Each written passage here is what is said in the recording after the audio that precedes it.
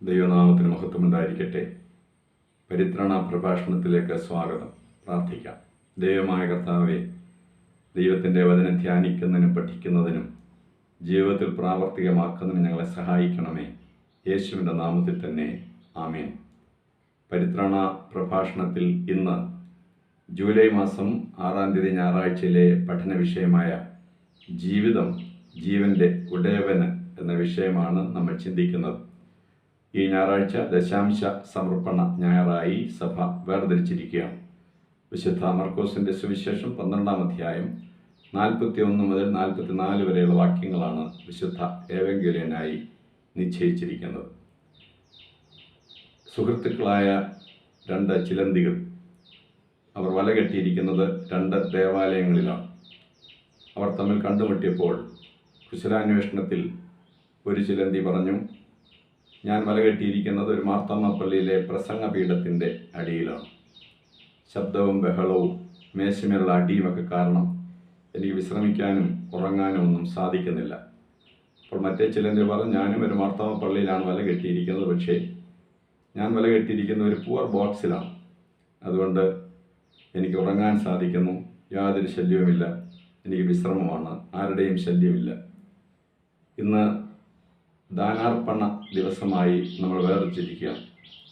ദൈവം നമ്മുടെ ജീവിതത്തിൽ ചെയ്യുന്ന എല്ലാ നല്ല ദാനങ്ങൾക്കും മറുപടിയായി നാം എന്ത് നൽകും? എന്നെയും എനിക്കുള്ളതിനെയും ദൈവത്തിന് സമർപ്പിക്കുക എന്നുള്ളതാണ് നമ്മുടെ കർത്തവ്യം. ഇന്നത്തെ വേദഭാഗം കർത്താവായ യേശു ക്രിസ്തു ഒരു സാധു വിധവയെ ശ്ലാഘിക്കുന്ന വിവരണമാണ് നൽകിയിരിക്കുന്നത്. ശ്രീഭണ്ഡാരത്തിൻ്റെ അരികിൽ യേശുക്രിസ്തു ഇരിക്കുകയാണ്. ധാരാളം ആളുകൾ അവിടെ ഭണ്ഡാരത്തിൽ പണം അർപ്പിക്കാനായിട്ട് എത്തുന്നു. ധനവാന്മാരുമായിട്ടുള്ള ആളുകളും സാധാരണക്കാരും എല്ലാവരും എത്തുന്നുണ്ട്. എന്നാൽ ഒരു സാധു വിധവ വന്ന് ഏറ്റവും ചെറിയ ഒരു നാണയം സമർപ്പിച്ചതിനെയാണ് ഈ സ്ത്രീയാണ് ഏറ്റവും അധികം നൽകിയിരിക്കുന്നത് എന്ന് കർത്താവായ യേശുക്രിസ്തു പറയുന്നത്. എന്തുകൊണ്ടാണ് ഈ ചെറിയ കാശിട്ട ചെറിയ നാണയമിട്ട ഈ സ്ത്രീയെ യേശുക്രിസ്തു ശ്ലാഘിക്കുന്നത്? 40-ാം വാക്യത്തിൽ നമ്മൾ വായിക്കുന്നുണ്ട്, നിങ്ങൾ വിധവമാരുടെ വീടുകളെ വിഴുങ്ങിക്കളയുക എന്ന്.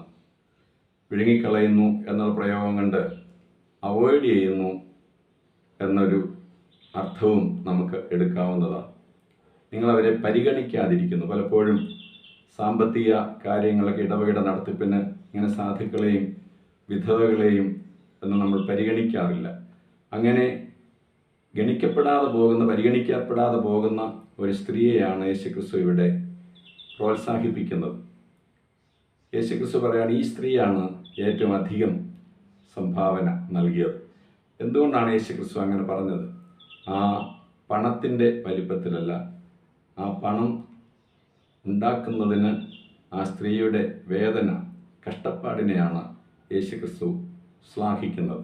നമ്മുടെ സംഭാവന നൽകുന്ന മനോഭാവമാണ് ദൈവം നോക്കുന്നത്, പണത്തിൻ്റെ വലിപ്പത്തേക്കാൾ. ബീഹാർ ഓക്സിലറി ബൈബിൾ സൊസൈറ്റിയുടെ സെക്രട്ടറി ആയിരുന്ന ബഹുമാനപ്പെട്ട PM മാത്യു അച്ഛൻ 2-3 മാസങ്ങൾക്ക് മുൻപാണല്ലോ അന്തരിച്ചത്. ബീഹാർ ഓക്സിലറി സെക്രട്ടറി ആയിരിക്കുമ്പോൾ ഒരിക്കൽ പാറ്റ്ന മാർത്തമ്മ ഇടവകയിൽ വന്ന് പ്രസംഗിച്ചപ്പോൾ ഒരു സംഭവം പറഞ്ഞു. ബീഹാറിലെ ഒരു ഗോത്ര ഗ്രാമത്തിലെ പള്ളി അദ്ദേഹം സന്ദർശിച്ച സംഭവം. ആ ഗോത്രഭാഷയിൽ ഇതുവരെയും വേദപുസ്തകം ഇറങ്ങിയിട്ടില്ല. കനേഡിയൻ മിഷണറിമാരായ ആൻ എന്നും എലിസബത്ത് എന്നും പേരുള്ള 2 വനിതകൾ ആ കുഗ്രാമത്തിൽ വന്ന് താമസിച്ച് അവിടെ ഗോത്രഭാഷ പഠിച്ച് ആ ഭാഷയിലേക്ക് വേദപുസ്തകം തർജ്ജമ ചെയ്തുകൊണ്ടിരിക്കുകയാണ്. 7 വർഷമായി അവർ ആ ഗ്രാമത്തിൽ ആ പരിമിതികളെല്ലാം സഹിച്ച് താമസിച്ച് പ്രവർത്തിച്ചുകൊണ്ടിരിക്കുകയാണ്. അച്ഛൻ ആ ഗോത്ര വർഗക്കാരുടെ പള്ളിയിൽ പറഞ്ഞു, ഇതിന് ധാരാളം പണച്ചെലവൊക്കെയുള്ള സംഗതിയാണ്, നിങ്ങളും അതിൻ്റെ അകത്ത് പങ്കെടുക്കണം എന്നൊക്കെ പറഞ്ഞപ്പോൾ ആരാധന കഴിഞ്ഞ് ആ സാധുക്കളായ ഗോത്രവർഗക്കാരായ വിശ്വാസികൾ വന്ന് പറഞ്ഞു, വെച്ചോ, ഞങ്ങൾക്ക് പണമൊന്നും തരാനില്ല, എന്നാൽ ഞങ്ങൾ ബ്ലഡ് നൽകാം. ആ ബ്ലഡ് വിറ്റ് കിട്ടുന്ന പണം വേദപുസ്തക ട്രാൻസ്ലേഷന് വേണ്ടി ഉപയോഗിക്കണം എന്ന് പറഞ്ഞ സംഭവം ഞാൻ ഓർക്കുന്നു. നമ്മുടെ സംഭാവനയുടെ വലിപ്പത്തിലല്ല, നാം അത് നൽകുന്ന നമ്മുടെ മനോഭാവമാണ് ദൈവം നോക്കുന്നത്. പല രീതിയിൽ നമുക്ക് സംഭാവനകൾ നൽകാം. വലിയ സംഭാവനകൾ നൽകി പേരും പ്രശസ്തിയും ആഗ്രഹിക്കുന്നവരുണ്ട്. അതിനുവേണ്ടി എത്ര പണം വേണമെങ്കിലും മുടക്കാവുന്നവരുണ്ട്. എന്നാൽ ദൈവം നമുക്ക് നൽകിയിരിക്കുന്ന നല്ല ദാനങ്ങളെ ദൈവനാമത്തിൻ്റെ മഹത്വത്തിനായും ദേവാലയത്തിൻ്റെ നടത്തിപ്പിനായും നൽകുക എന്നുള്ളത് നമ്മുടെ ഓരോരുത്തരുടെയും ചുമതലയാണ്.